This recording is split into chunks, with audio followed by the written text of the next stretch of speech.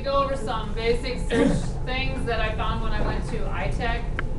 They've probably been around forever, so some of you may already know them, but it was one of those things where it reminded me, so I thought it might remind you. When you do a basic search, let's say if we do the Korean War, for whatever reason, and you're going to get a large list of things that may or may not pertain. And one of the things that was suggested to us to go through with our kids and remind them of where the common places are for ads.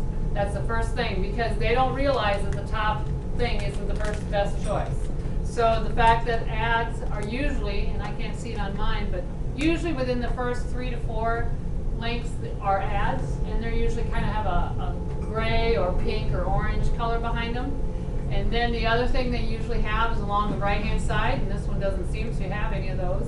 And then also at the very bottom, there's usually ads that run across that point. So those are the 3 common, it doesn't matter what website you're on, those are the 3 common places for ads. And that way the kids can know that that's not a good choice. The other piece that I was brought my attention to was search tools. So over right here, there is a piece called search tools. And if you click on that, it opens yet another bar of 3 choices. So those are search tools. Did you guys realize that they were here? No. Okay. One of them that you can do is right here, which is the 3rd one on the right. You can change the location. So you could actually tell it to look pertaining to maybe some town in Montana or some town in anywhere in the United States. So the location can be changed to anywhere in the United States. In this one, I don't think it's going to make any difference, but maybe if you were looking for something about the Oregon Trail and you wanted to narrow the focus from places that reside in that location or those states. Okay, so I'm going to leave that one alone for me here. Then on the far left, you have one that's called Anytime. This is customizing your time. So you could do anything within the last hour, week, month, etc.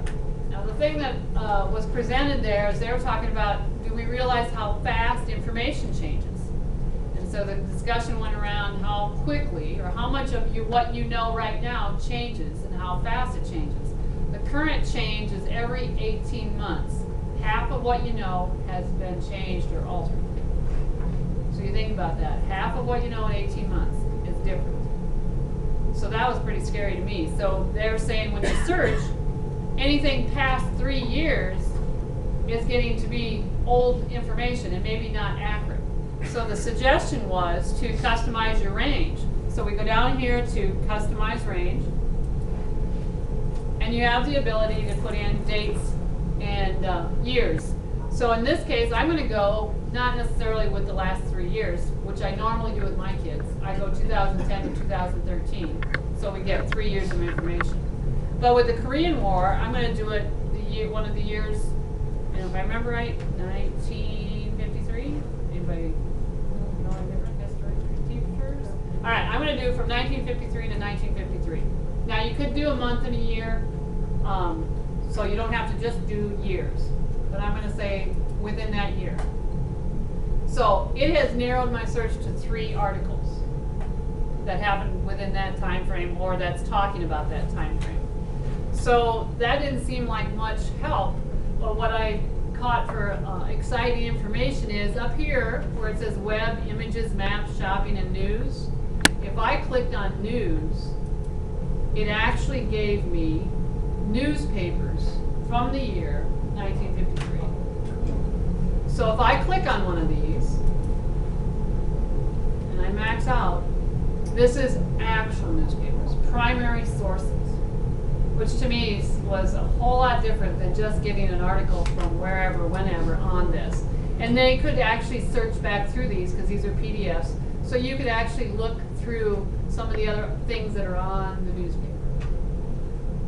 So it's pretty exciting when you see some of the things that could be happening or that the kids could get to as far as a primary source.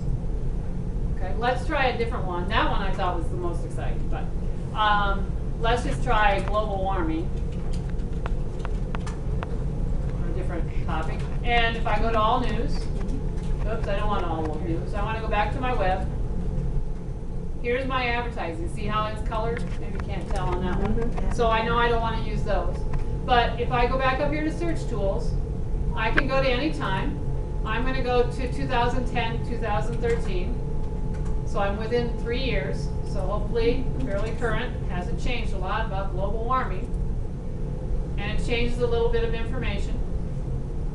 Then I can also go to, if I remember right, all results. Okay. And if you notice, it has reading level. So now I can pick basic, intermediate, or advanced. Basic's kind of in the elementary, 4th, 5th, 3rd, 4th, 5th, somewhere in that zone is the way it was explained to me. Intermediate can be anywhere from middle school to high school, and the advanced is beyond secondary, or higher than secondary, college or higher. So if we go back to basic, it's going to narrow it down so it's reading level of somewhere in the 4th to 5th grade level. And so now you get things that are a little easier for your kids to read, more appropriate to their level. The other thing that we can do is up here, I can put a space, and I can put in SITE, site, and then colon, gov. Oops. And what this is going to do is only give me governmental sites. The nice part about this is governmental sites and educational sites cannot be bought. You have to prove that you're either an educational institution or a governmental institution. So any .com or .org or any can be bought. So this way you're guaranteed reliable information. So now you have governmental, EPA, you're getting information from NASA, Energy Star, you're getting governmental websites for your global warming information.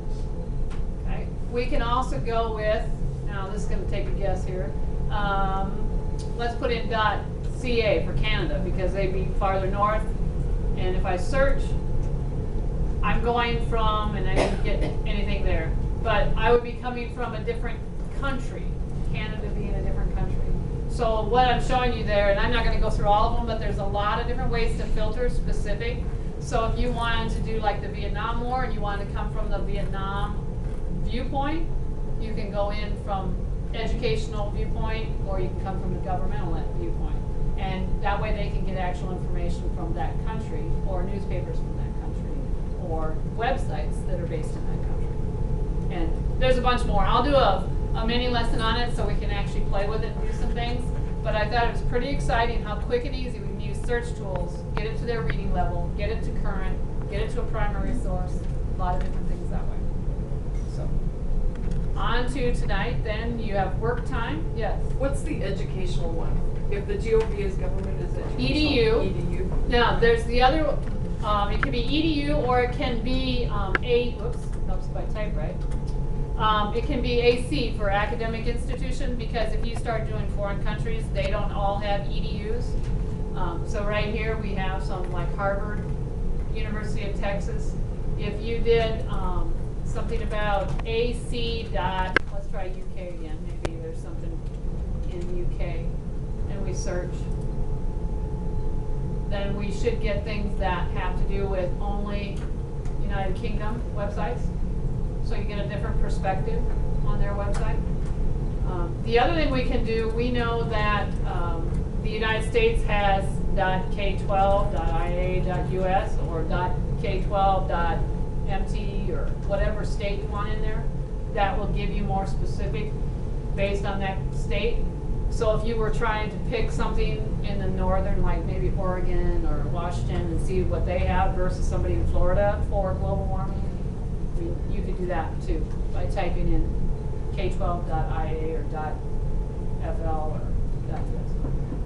So lots of little different shortcuts that I learned. So I'll do a little mini lesson to help you find some of those things out, because it sure makes a difference the way you search.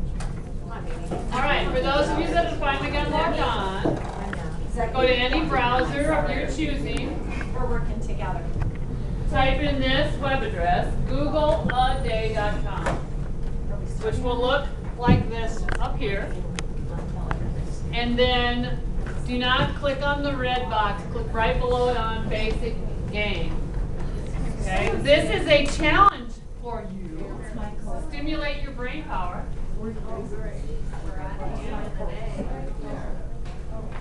Okay, we can open that other door if you guys want to go in there. This is the question of the day that you're trying to solve by using this search engine in Google. So you type your keywords or whatever you want to do to answer this question and put your answer here, hit submit. The clock is ticking. Tick, tick, tick, tick. What if you had it wrong? Sure. If you got a wrong answer, try again. Okay, so I'm going to any browser. Any browser. So this is the challenge while we wait for all the other features to get here.